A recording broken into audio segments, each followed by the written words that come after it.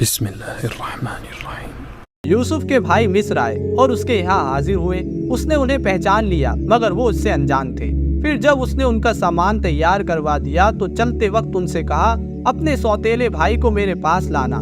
دیکھتے نہیں ہو کہ میں کس طرح پیمانہ بھر کر دیتا ہوں اور کیسی اچھی مہمان نوازی کرنے والا ہوں۔ اگر تم اسے نہ لاؤ گے تو میرے پاس تمہارے لیے کوئی اناج نہیں ہے، بلکہ تم میرے قریب بھی نہ پھٹکنا۔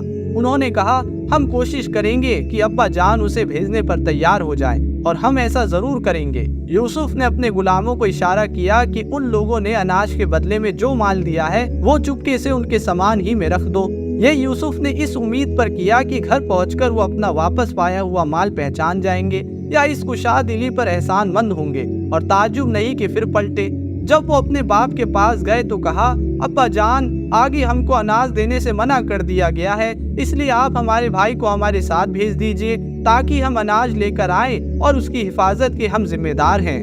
باپ نے جواب دیا، کیا میں اس کے معاملے میں تم پر ویسا ہی بھروسہ کروں جیسا اس سے پہلے اس کے بھائی کے معاملے میں کر چکا ہوں؟ اللہ ہی بہتر حفاظت کرنے والا ہے اور وہ سب سے بڑھ کر رحم کرنے والا ہے۔ پھر جب انہوں نے اپنا سامان کھولا تو دیکھا کہ ان کا مال بھی انہیں واپس کر دیا گیا ہے۔ یہ دیکھ کر وہ پکار اٹھے، ابا جان، اور ہمیں کیا چاہیے؟ دیکھیے، یہ ہمارا مال بھی ہمیں واپس دے دیا گیا ہے۔ بس اب ہم جائیں گے اور اپنے گھر والوں کے لیے رسد لے آئیں گے، اپنے بھائی کی حفاظت بھی کریں گے اور ایک اونٹ بھر اور زیادہ بھی لے آئیں گے۔ اتنے اناج کی بڑھوتری آسانی کے ساتھ ہو جائے گی۔ ان کے باپ نے کہا، میں اس کو ہرگز تمہارے ساتھ نہ بھیجوں گا جب تک کہ تم اللہ کے نام سے مجھ کو پیمان نہ دے دو کہ اسے میرے پاس ضرور واپس لے کر آؤ گے، سوائے اس کے کہ کہیں تم گھیر ہی لیے جاؤ۔ جب انہوں نے اس کو اپنے اپنے پیمان دے دیے تو اس نے کہا، دیکھو، ہماری اس بات پر اللہ نگہبان ہے۔ پھر اس نے کہا، میرے بچوں، مصر کی راجدھانی میں ایک دروازے سے داخل نہ ہونا بلکہ الگ الگ دروازوں سے جانا، مگر میں اللہ کی مرضی سے تم کو نہیں بچا سکتا۔ حکم اس کے سوا کسی کا بھی نہیں چلتا۔ اسی پر میں نے بھروسہ کیا، اور جس کو بھی بھروسہ کرنا ہو اسی پر کرے۔ اور ہوا بھی یہی کہ جب وہ اپنے باپ کے حکم کے مطابق شہر میں الگ الگ دروازوں سے داخل ہوئے تو اس کی احتیاط تدبیر اللہ کی مرضی کے مقابلے میں کچھ بھی کام نہ آ سکی۔ ہاں، بس یعقوب کے دل میں جو ایک کھٹک تھی اسے دور کرنے کے لیے اس نے اپنی سی کوشش کر لی۔ بے شک وہ ہماری دی ہوئی تعلیم کا علم والا تھا، مگر زیادہ تر لوگ معاملے کی حقیقت کو جانتے نہیں ہیں۔ یہ لوگ یوسف کے سامنے پہنچے تو اس نے اپنے بھائی کو اپنے پاس الگ بلا لیا اور اسے بتا دیا کہ میں تیرا وہی بھائی ہوں جو کھو گیا تھا۔ اب تو ان باتوں کا غم نہ کر جو یہ لوگ کرتے رہے ہیں۔ جب یوسف ان بھائیوں کا سامان لدوانے لگا تو اس نے اپنے بھائی کے سامان میں اپنا پیالہ رکھ دیا۔ پھر ایک پکارنے والے نے پکار کر کہا، اے قافلے والو، تم لوگ چور ہو۔ انہوں نے پلٹ کر پوچھا، تمہاری کیا چیز کھو گئی ہے؟ سرکاری کارندوں نے کہا، بادشاہ کا پیمانہ ہم کو نہیں ملتا۔ اور ان کے جمعدار نے کہا، جو آدمی لا کر دے گا اس کے لیے ایک اونٹ کے بوجھ کے برابر انعام ہے، اس کا میں ذمہ لیتا ہوں۔ ان بھائیوں نے کہا، خدا کی قسم، تم لوگ خوب جانتے ہو کہ ہم اس دیش میں بگاڑ پیدا کرنے نہیں آئے ہیں اور ہم چوریاں کرنے والے لوگ نہیں ہیں۔ انہوں نے کہا، اچھا، اگر تمہاری بات جھوٹی نکلی تو چور کی کیا سزا ہے؟ انہوں نے کہا، اس کی سزا، جس کے سامان میں سے چیز نکلے وہ آپ ہی اپنی سزا میں رکھ لیا جائے۔ ہمارے یہاں تو ایسے ظالموں کو سزا دینے کا یہی طریقہ ہے۔ تب یوسف نے اپنے بھائی سے پہلے ان کی کھرجیوں کی تلاشی لینی شروع کی، پھر اپنے بھائی کی کھرجی سے گمشدہ چیز برآمد کر لی۔ اس طرح ہم نے یوسف کی تائید مدد اپنی تدبیر سے کی۔ اس کا یہ کام نہ تھا کہ بادشاہ کے دین یعنی مصر کے شاہی قانون میں اپنے بھائی کو پکڑتا، سوائے اس کے کہ اللہ ہی ایسا چاہے۔ ہم جس کے درجے چاہتے ہیں بلند کر دیتے ہیں، اور ایک علم رکھنے والا ایسا ہے جو ہر علم والے سے بڑھ کر ہے۔ ان بھائیوں نے کہا، یہ چوری کرے تو کچھ حیرت کی بات بھی نہیں، اس سے پہلے اس کا بھائی یوسف بھی چوری کر چکا ہے۔ یوسف ان کی یہ بات سن کر پی گیا، حقیقت ان پر نہ کھولی، بس من ہی میں اتنا کہہ کر رہ گیا، بڑے ہی برے ہو تم لوگ، میرے سامنے ہی مجھ پر جو الزام تم لگا رہے ہو اس کی حقیقت خدا خوب جانتا ہے۔ انہوں نے کہا، اے اقتدار والے سردار عزیز، اس کا باپ بہت بوڑھا آدمی ہے، اس کی جگہ آپ ہم میں سے کسی کو رکھ لیجئے، ہم آپ کو بڑا ہی نیک دل انسان پاتے ہیں۔ یوسف نے کہا، اللہ کی پناہ، دوسرے کسی شخص کو ہم کیسے رکھ سکتے ہیں؟ جس کے پاس ہم نے اپنا مال پایا ہے اس کو چھوڑ کر دوسرے کو رکھیں گے تو ہم ظالم ہوں گے۔ جب وہ یوسف سے مایوس ہو گئے تو ایک کونے میں جا کر آپس میں مشورہ کرنے لگے۔ ان میں سے جو بڑا تھا وہ بولا، تم جانتے نہیں ہو کہ تمہارے باپ تم سے خدا کے نام پر کیا وعدہ لے چکے ہیں؟ اور اس سے پہلے یوسف کے معاملے میں جو زیادتی تم کر چکے ہو وہ بھی تم کو معلوم ہے۔ اب میں تو یہاں سے ہرگز نہ جاؤں گا جب تک کہ میرے باپ مجھے اجازت نہ دے دے، یا پھر اللہ ہی میرے لیے کوئی فیصلہ کر دے کہ وہ سب سے اچھا فیصلہ کرنے والا ہے۔ تم جا کر اپنے باپ سے کہو کہ ابا جان، آپ کے بیٹے نے چوری کی ہے، ہم نے اسے چوری کرتے ہوئے نہیں دیکھا، جو کچھ ہمیں معلوم ہوا ہے بس وہی ہم بیان کر رہے ہیں، اور غیب تو ہماری نظر میں تھا نہیں۔ آپ اس بستی کے لوگوں سے پوچھ لیجئے جہاں ہم تھے، اس قافلے سے معلوم کر لیجئے جس کے ساتھ ہم آئے ہیں، ہم اپنے بیان میں بالکل سچے ہیں۔ باپ نے یہ داستان سن کر کہا، حقیقت میں تمہارے نفس نے تمہارے لیے ایک اور بڑی بات کو آسان بنا دیا۔ اچھا، اس پر بھی صبر کروں گا اور بڑی اچھی طرح کروں گا۔ ناممکن نہیں ہے کہ اللہ ان سب کو مجھ سے لا ملائے، وہ سب کچھ جانتا ہے اور اس کے سب کام حکمت سے بھرے ہیں۔ پھر وہ ان کی طرف سے منہ پھیر کر بیٹھ گیا اور کہنے لگا کہ ہائے یوسف، وہ دل ہی دل میں غم سے گھٹا جا رہا تھا اور اس کی آنکھیں سفید پڑ گئی تھی۔ بیٹوں نے کہا، اللہ کی قسم، آپ تو بس یوسف ہی کو یاد کیے جاتے ہیں، نوبت یہ آ گئی ہے کہ اس کے غم میں اپنے آپ کو گھلا دیں گے یا اپنی جان ہلاک کر ڈالیں گے۔ اس نے کہا، میں اپنی پریشانی اور اپنے غم کی فریاد اللہ کے سوا کسی سے نہیں کرتا، اور اللہ کو جیسا میں جانتا ہوں تم نہیں جانتے۔ میرے بچوں، جا کر یوسف اور اس کے بھائی کی کچھ ٹو لگاؤ، اللہ کی رحمت سے مایوس نہ ہو، اس کی رحمت سے تو بس کافر ہی مایوس ہوا کرتے ہیں۔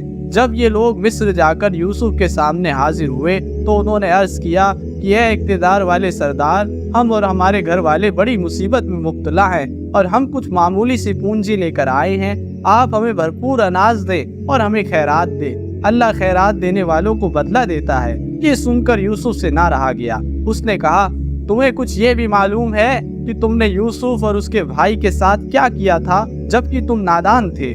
وہ چونک کر بولے، ارے کیا تم یوسف ہو؟ اس نے کہا، ہاں میں یوسف ہوں اور یہ میرا بھائی ہے، اللہ نے ہم پر احسان کیا۔ حقیقت یہ ہے کہ اگر کوئی پرہیزگاری اور صبر سے کام لے تو اللہ کے یہاں ایسے نیک لوگوں کا بدلہ مارا نہیں جاتا۔ انہوں نے کہا، اللہ کی قسم، تم کو اللہ نے ہم پر بڑائی دی اور حقیقت میں ہم خطا کار تھے۔ اس نے جواب دیا، آج تم پر کوئی پکڑ نہیں، اللہ تمہیں معاف کرے، وہ سب سے بڑھ کر رحم کرنے والا ہے۔ جاؤ، میری یہ قمیض لے جاؤ اور میرے باپ کے منہ پر ڈال دو، ان کی آنکھوں کی روشنی پلٹ آئے گی، اور اپنے سب گھر والوں کو میرے پاس لے آؤ۔ جب یہ قافلہ مصر سے روانہ ہوا تو ان کے باپ نے کنعان میں کہا، میں یوسف کی خوشبو محسوس کر رہا ہوں، تم لوگ کہیں یہ نہ کہنے لگو کہ میں بڑھاپے میں سٹیا گیا ہوں۔ گھر کے لوگ بولے، خدا کی قسم، آپ ابھی تک اپنے اسی پرانے خبط میں پڑے ہوئے ہیں۔ پھر جب خوشخبری لانے والا آیا تو اس نے یوسف کی قمیص یعقوب کے منہ پر ڈال دی اور یکایک اس کی آنکھوں کی روشنی لوٹ آئی۔ تب اس نے کہا، میں تم سے کہتا نہ تھا، میں اللہ کی طرف سے وہ کچھ جانتا ہوں جو تم نہیں جانتے۔ سب بول اٹھے، ابا جان، آپ ہمارے گناہوں کی بخشش کے لیے دعا کرے، سچ میں ہم خطا کار تھے۔ اس نے کہا، میں اپنے رب سے تمہارے لیے معافی کی درخواست کروں گا، وہ بڑا معاف کرنے والا اور رحم کرنے والا ہے۔ پھر جب یہ لوگ یوسف کے پاس پہنچے تو اس نے اپنے ماں باپ کو اپنے ساتھ بٹھا لیا اور اپنے سب کنبے والوں سے کہا، چلو اب شہر میں چلو، اللہ نے چاہا تو امن چین سے رہو گے۔ شہر میں داخلہ ہونے کے بعد اس نے اپنے ماں باپ کو اٹھا کر اپنے پاس تخت پر بٹھایا اور سب اس کے آگے بے اختیار سجدے میں جھک گئے۔ یوسف نے کہا، ابا جان، یہ تعبیر ہے میرے اس خواب کی جو میں نے پہلے دیکھا تھا، میرے رب نے اسے حقیقت بنا دیا۔